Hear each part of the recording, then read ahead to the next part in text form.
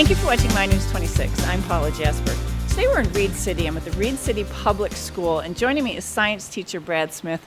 Thanks for joining me, Brad. It's awesome out here, isn't it? It is. It's beautiful. Now, we are in the Biodome. We're going to talk about your Biodome class. First, tell us, how did this concept begin here in Reed City, and how did it come about?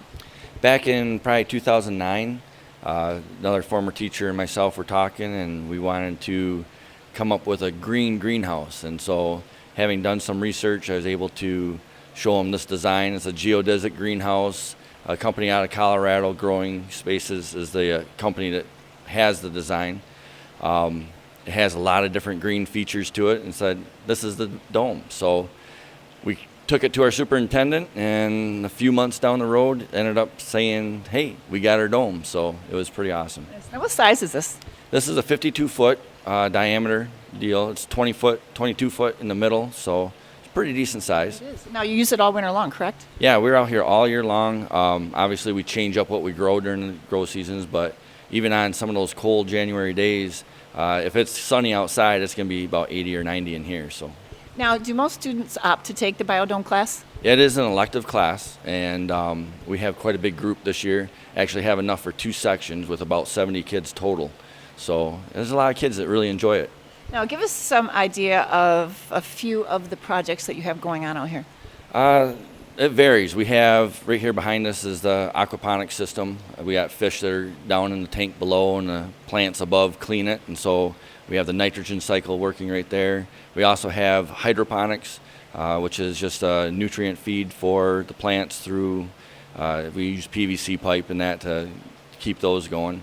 We have a little system called barrelponics, which is a mini aquaponics system. We do some vermiculture, so we take the clean produce that we get from the cafeteria, and we use that with the shredded paper from the counseling office and do all that kind of composting with the worms, and then we use the worm tea for our hydroponics. We use the compost that we make for our plantings and replenish our dirt beds that way. And then, of course, we just have our normal everyday dirt beds as well. So. Now, do some of the students come up with the ideas? Yeah, it's all student-directed and student-led. One of the big challenges I have each of my classes do is say, we have this going, and we've kind of got it fine-tuned a little bit, but now let's make it better. So they have to improve on each of the projects. So some of the kids now have taken the lead on, designing a way to grow strawberries all year long. So we have some of those set up underneath the grow lights. We repurpose the stuff, and whatever the kids can kind of come up with, they're designing new and improved projects for us all the time. What do you do with the produce that you grow in here? The herbs and the lettuces and that, all winter long, we take those down to the cafeteria, and they do a little display to say, grown in the Biodome. And we kind of are working with our food coordinator as well to say, what herbs do you really need? What is it that you want us to produce up here? So a lot of that stuff goes right back to the cafeteria and right to the kids.